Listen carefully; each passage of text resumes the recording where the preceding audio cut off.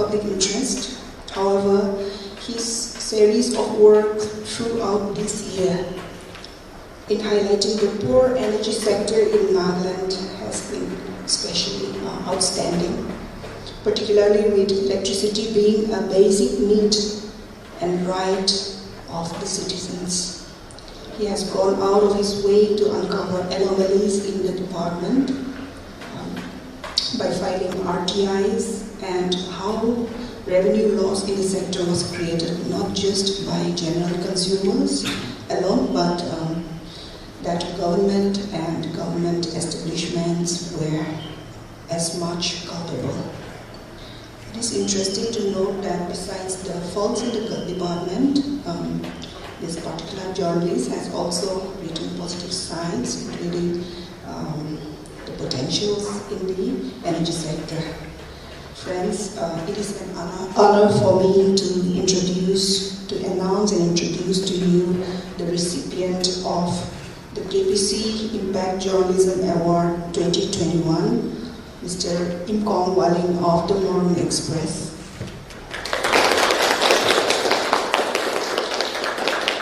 Imkong Walling is a principal correspondent of the Morung Express in Dimapur. He started his career in journalism in 2009. I would like to call upon our senior advisor, Kopelo Krome, to please come and hand over the award to Imkong.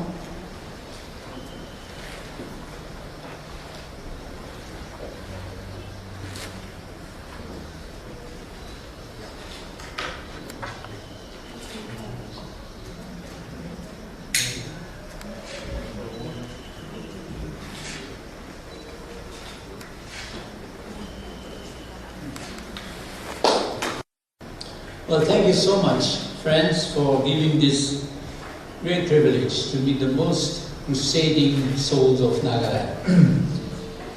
And you said you expect things to be sweet and short. I doubt it will be sweet. I hope it is short.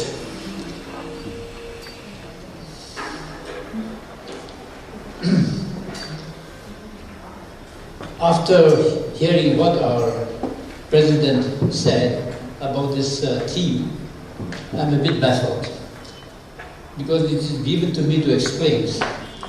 I have to start by saying that after repeated attempts, I failed to come to a satisfactory understanding of the meaning of the theme. Who is not afraid of media leads me nowhere.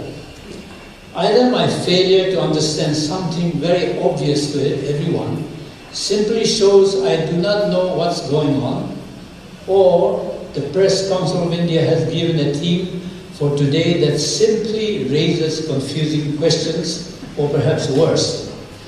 I'm expecting to learn from the discussion today what the theme means. The two lady journalists detained by Tripura police some days back because they investigated and reported on the outbreak of communal violence as journalists should, is an instance of who is afraid of the media. The Tripura government wanted only their faked version of what had happened to be published, not the facts of the tragic incident which caused bloodshed and deepened fear and distrust in the state, long known for the sensitive relationships between the different communities. I know I'm speaking to some people who know better than I the increasingly brazen manner in which freedom of the press, guaranteed in the Constitution, is now being subjected to crippling manipulations with impunity in different parts of India. What is happening reveals fear and willful determination to put what I want first before what is right for all and the world. The Nobel Prize for Peace for 2021 went to Maria Ressa of the Philippines and Dmitry Muratov of Russia for their, quote, courageous fight for freedom of expression, quote. as the citation stated. Christophe Deloire, Secretary General of Reporters Without Borders, RSF, called the prize, quote, an extraordinary tribute to journalism and a mobilization appeal because this decade will be absolutely decisive for journalism. He also said the prize is, quote, a powerful message at a time when democracies are being undermined by the spread of the fake news and hate speech. The sense of urgency is clear in his emotion-charged words, and one is moved by the way he put it. In the World Press Freedom, which has been mentioned, this year, Philippines is ranked 138 of 180 nations. India comes 142, lower than Duterte's Philippines, and even Myanmar, that we're hearing so much about. Russia ranked 150. India can be proud of the fact that it's a little bit about Russia. So we get a picture of where things stand in India and the direction it is taking. And we are seeing narcissistic autocrats of the left and of the right are rejecting government by the free will of the people and for the people, based on the rule of law, no longer concealing their iron fists. This trend is spreading menacingly across the globe, as we all know. We are meeting at a time when, with all others across the world, we are confronting challenges that unrelenting changes have brought to us, something unavoidable. And we are finding our responses to the challenges are producing more problems than solutions.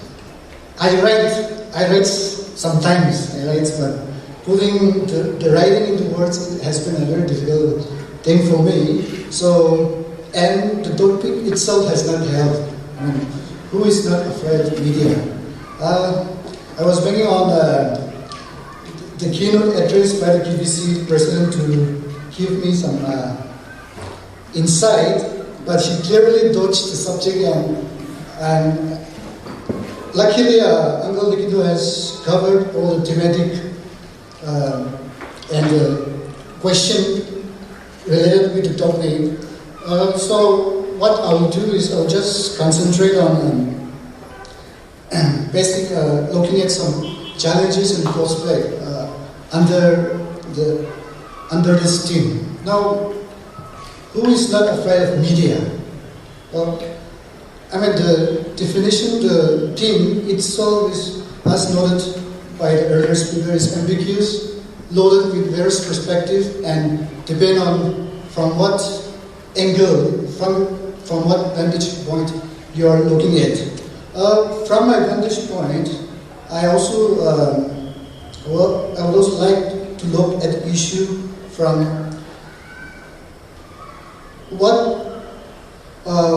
who should be afraid of media or presumed to be afraid of media.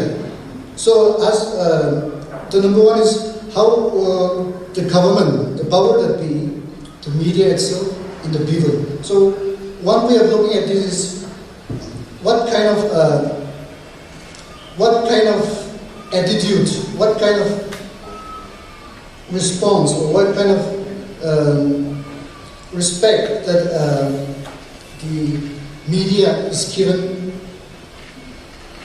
by these three entities.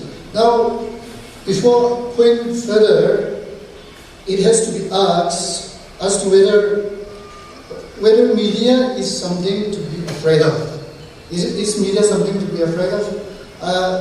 Ideally, in a democratic society, media by default is a part of a very strong and vibrant democracy. So, in such a situation, is media to be something to be afraid of, or why is it something to be afraid of? So, from a government perspective or power that be, or from a layman person point of view also, I can say, if I'm clean, I'm not afraid to say anything. But if you have something to hide, or if you have some ulterior motive, or from the context of transparency, if you have something to hide, then obviously you'll be afraid. It applies even to the media itself. Now, as noted, we are living in a situation where this kind of situation seems to be arising, as noted by earlier speakers, where the democratic spaces and freedom of expressions across the world, and as highlighted by the World Press Freedom Index in India, has been seems to be deteriorating in a way. And so when I first see the topic, I recall one statement by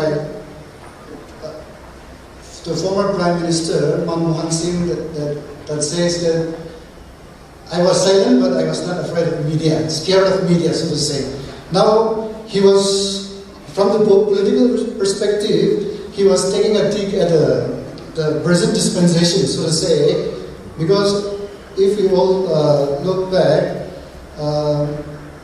apart from selective management of media, the present dispensation has not been able to give any, or it is reported that the present dispensation has not given any press conference so far, so to say. That also speaks a lot about who is and who is not afraid of media. And in that context, what we are looking at now is that it's a one-way traffic from the top.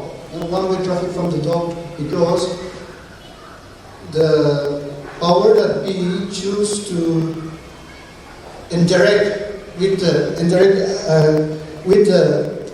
general citizen or its subject via, for example, if we look at now, we have the daily radio show, weekly or monthly weekly shows, and also through social medias. So, at the same time, if we look at India as a whole, the situation is now such that the question of our media being co-opted by the power that be arises. It applies to, in the context of Nagaland also.